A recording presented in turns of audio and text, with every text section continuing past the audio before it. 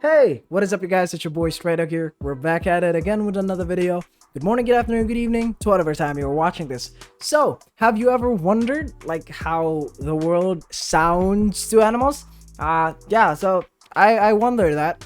And then I found this video, and then we're going to be reacting to this video, I guess. Hopefully this is a different type of reaction video. So I guess we'll see how this one goes. Subscribe to the channel if you haven't already, but let's get right on with the video.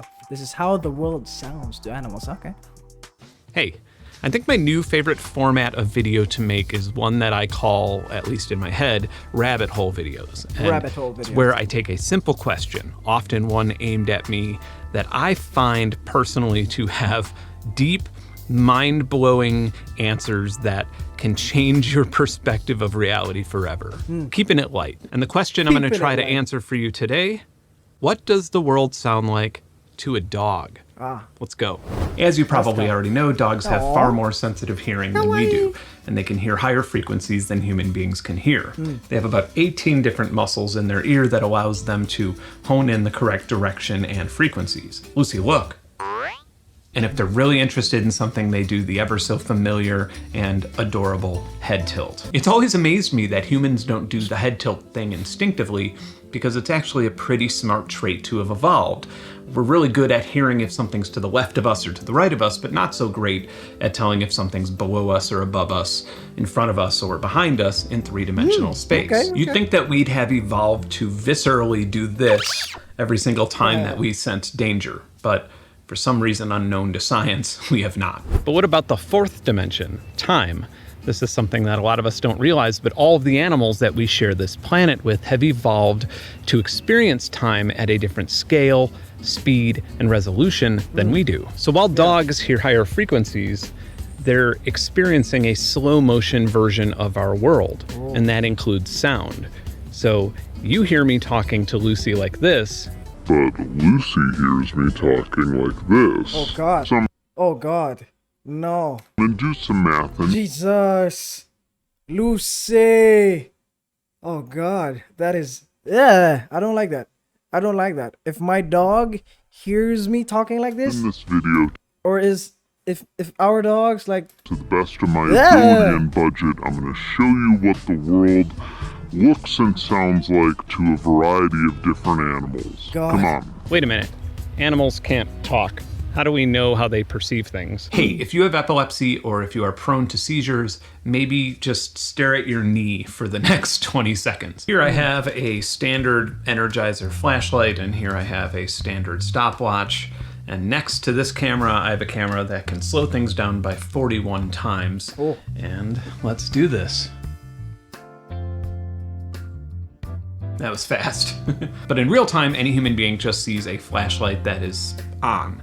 And that's because your brain cannot keep up with more than 60 flashes per second. So it just shows you the illusion of a steady on light. The temporal resolution of your reality is essentially limited to 60 frames per second. Now this is actually pretty difficult. Playing life on 60 FPS. Maybe even a little bit meta to demonstrate on video, because video uses a very similar temporal hack 60 FPS. where you think that you're seeing me toss a flashlight in the air, but what you're actually seeing is 24 consecutive images played in sequence to make it look like motion. That's how all motion pictures work. Don't worry, I'm done flashing lights at the screen, but this is a stroboscope, or a strobing tachometer. And it's essentially a strobe light, but you can very finely and accurately tell it how many times per second to flash a light. And it's very useful in this genre of science. And in this temporal genre of neurology, this is referred to as the critical flicker fusion frequency, or CFFF. Critical flicker fusion frequency. CFF. And the hypothesis is that this is essentially the FPS of your brain. By using something called an electroretinogram and measuring electrical impulses, we're able to take a close look at what speed of flashing is required to see when the eye stops trying to process each flash as new information, thus just seeing the optical illusion of steady light. And of course, with varying degrees of difficulty, we can also test this on animals who have wildly different CFFs.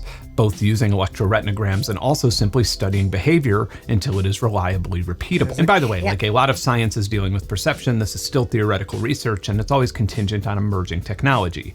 And we still haven't tested more than a handful of species, and some living things can't see, so we need to invent new methods of finding their CFFs without using light. And later in this video, I'll show you how I've been trying to solve that puzzle. A few years back, I got my first phone that had a 90 hertz refresh rate, which is considerably faster than 60 hertz.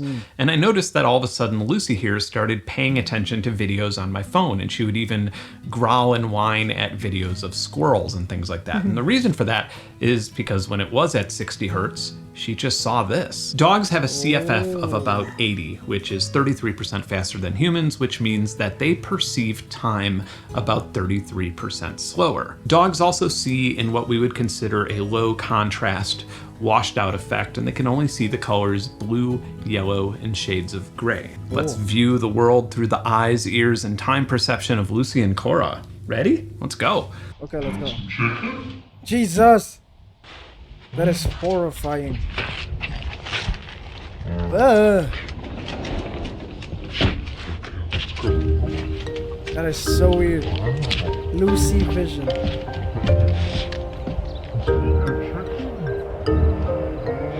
But like this is normal for her, for Lucy. This is normal for dogs. So like this is so weird for us as human beings because this is not how we perceive the world, but this is normal for them. So it's like, I don't know, it's just weird. But at the same time, really intriguing and interesting, so okay. Dog reality.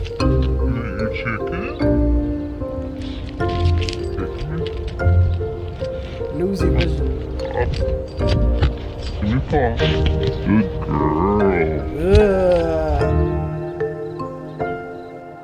Oh, Lucy.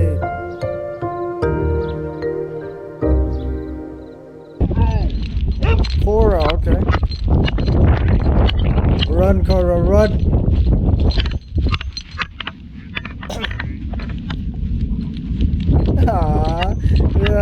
How the ears like. That is so annoying. It's so annoying because it's cute. It's annoyingly cute. Wow, good girl. My guy sounds like a pedophile. What the fuck?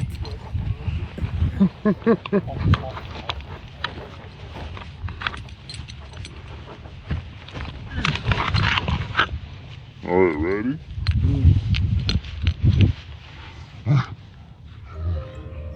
Here we go.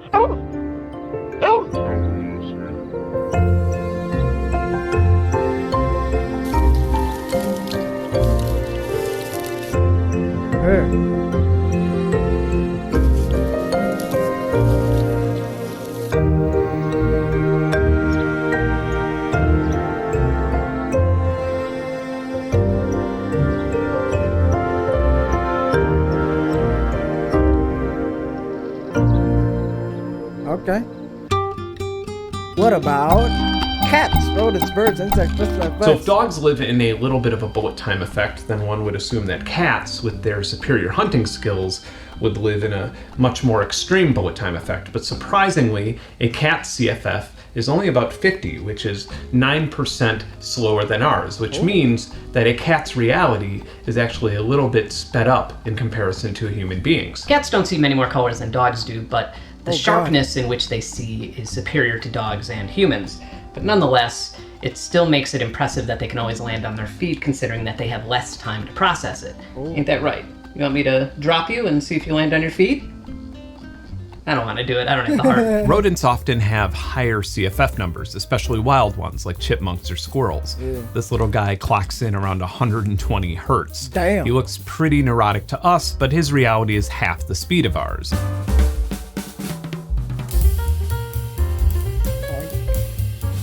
Oh, acrobats. Very acrobatic. Acrobatic. Squirrels. You know, I once had like a squirrel stuffed toy that I had as a child, and I couldn't sleep without it. So, yeah, just random shit anyways. Oh. But some rodents are an exception to this. For example, a guinea pig CFF is 50, Aww. a bit slower than Damn, that's cute. ours, and a brown rat's is 39, meaning that it perceives reality 35% faster than we do, which initially is pretty surprising, but it kind of makes sense as these types of rodents have evolved to cohabitate with humans and eat our waste rather than existing solely in an environment where they have to hunt for nutrients or constantly flee predators. Leaving the mammal world, avians generally have much higher CFF numbers. My spoiled fat ducks here have a CFF of about 105, Ducks, about quack, a quack. 75% increase from humans, meaning that they experience 175 reality frames per almost painfully slow for how Goddamn. chill their life is. Quack, quack. Aww. Quack, quack, motherfuckers.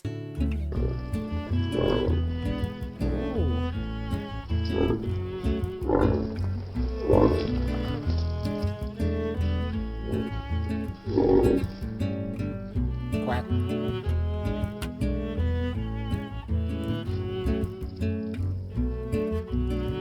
Aww. What has this video turned into? I have no idea, but I'm Wild enjoying ducks, this. on the other hand, tend to use their perception of time much better. I've known Greg here for about 3 years, and if Greg doesn't want to be picked up, Greg is not getting picked up. Greg! Now, smaller songbirds, like this one on my back porch, have a CFF of up to 145. What is almost a bewildering speed for me is much more nuanced looking to them. But what's more interesting to me is how they hear the world, specifically their songs. If I record them with a wide range microphone at 192 kilohertz and 32-bit, I have a bit of freedom to slow them down and maintain decent quality. Here are a few calls that I've recorded over the years in this format.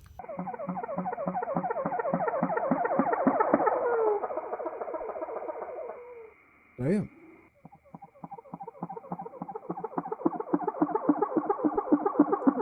Ooh. That is so intriguing. I love how they just, they just stop flapping their wings and then just they yeet themselves.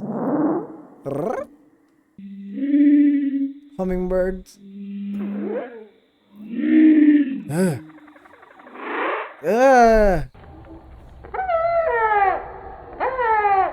That's like some horror movie type, alien type shit.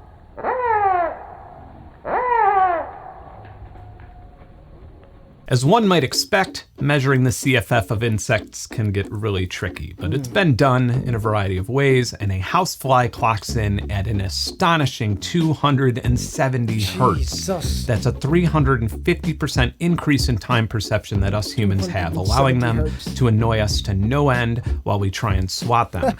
It must be pretty awesome to live in bullet time, eh? Actually, no, it isn't. A higher CFF isn't necessarily any better than a lower CFF. These are optimal timescale resolutions that every species has evolved to have. Okay. If humans could survive and reproduce better in bullet time, then we'd likely have evolved to experience reality in bullet time. An insect like a housefly might feel like a big fancy pants with its increased temporal resolution, but if you were to move your hand slowly over a fly, it would perceive your hand much like we would perceive grass growing, or ice melting, or paint drying. It would be too slow to be visible. So here is a good life hack. If you ever want to catch a fly with your bare hands, take your time. Ooh. Don't do it with wasps. Yeah. Elephants perceive time much faster than us. They're herbivores and they have no natural predators, so they benefit from a slower metabolism. Okay. So being able to see a developing rainstorm or plants blooming gives it the information it needs to survive ideally. The fact that other animals seem like a blur to an elephant doesn't really matter any more than finches moving too fast for us does. More so than just seeing movement, the ability to recognize patterns are contingent on our perception of time. So it seems like most animals' critical flicker fusion frequency is determined by the time perception of what we eat and what eats us. Now, there are exceptions, but generally, smaller, shorter living animals have higher temporal resolutions than larger, longer living animals. That housefly living in bullet time is really expensive to its metabolism. So expensive that many insects require so much oxygen that there is no time for it to go through lungs and a cardiovascular system. Instead, they have microscopic tubes going through their bodies that directly deliver oxygen to cells. And even then, with all that fine tuning, a housefly's lifespan is only 28 days. So like I said, That bullet time Sad. comes at a hefty price. Rest in But there peace. are quite a few animals that have a hack for this. Since we can't exactly follow reptiles around in the wild with a stroboscope attached to their eyeballs, this isn't entirely understood. But in some research papers, you'll notice that it's hard to get an accurate CFF reading on anole lizards, for example. About once or twice a week, I find one of these right here in my basement studio, and I was hoping I could have one chill on my shoulder, but no such luck. As you may know, anoles and some other lizards can change their colors to blend into their backgrounds, and many reptiles can change their metabolism, body weight, body temperature, oxygen requirements, and you guessed it, time perception. So an example, a lizard could heat itself up in the sun, slowing down its metabolism and speeding up its time perception, and it could recognize insect patterns. Then it could go inside some shrub, cool down its body temperature, slow down its time perception, blend in with its surroundings, and grab its prey once they make the mistake of getting too close. It is thought that this is a similar arrangement with crocodiles. Joji, They make the mistake of getting too close. It is thought that Joji, a glimpse of us. this is a similar arrangement with crocodiles or alligators. They typically will chillax in the sun and then hunt land animals from the edge of the water in cooler temperatures. Or an even better example that you may have witnessed yourself is in turtles or tortoises. They crawl through a time-lapse reality on land, and the moment you put them in water, they swim away at high speeds. My point is that a lot of reptiles, by changing their body temperature, have a knob that changes the speed of everything they hear and see. Reptiles are Keanu Reeves. That is So talking sick. about the temporal perception of plants or fungi may seem a little bit silly considering that they don't have brains or eyes or ears, but a lot of them can feel pressure, and guess what sound is? The next challenge though is communication. How can you tell if a plant can perceive time at all, much less the speed of which it might? There is one type of plant that I could think of that, under perfect conditions, can reliably, instantly respond to stimulus. And that is dinoflagellates. For the last few months, a room in my house has been dedicated to cultivating, growing, and simulating a day and night cycle for oceanic algae connected to electrical stimuli, What the audio fuck is going on? I don't transducers, understand. and pressure sensors. And I have a long way to go before I write a paper on this, but in the meantime, enjoy a brief light show. And finally, this video has no sponsorships and was a little expensive to make, but made possible due to my Patreon members. And if you want to... Alright, that was it. That was how the world sounds, and or how animals perceive like the world or some shit. Yeah, that was really interesting though. Like that was really interesting. I find it weird that I sound like to my dogs. Like that is something that that is just weird and like sad to me, even that I sound like that to my dogs. But anyways, if you did like the video, then like the video, share this to your family and friends. If you have any other comments or recommendations, put it down there in the comment section down below. Subscribe to the channel if you haven't already. But that will be it for this one. Thank you very much guys for watching. Until next time folks, bye bye.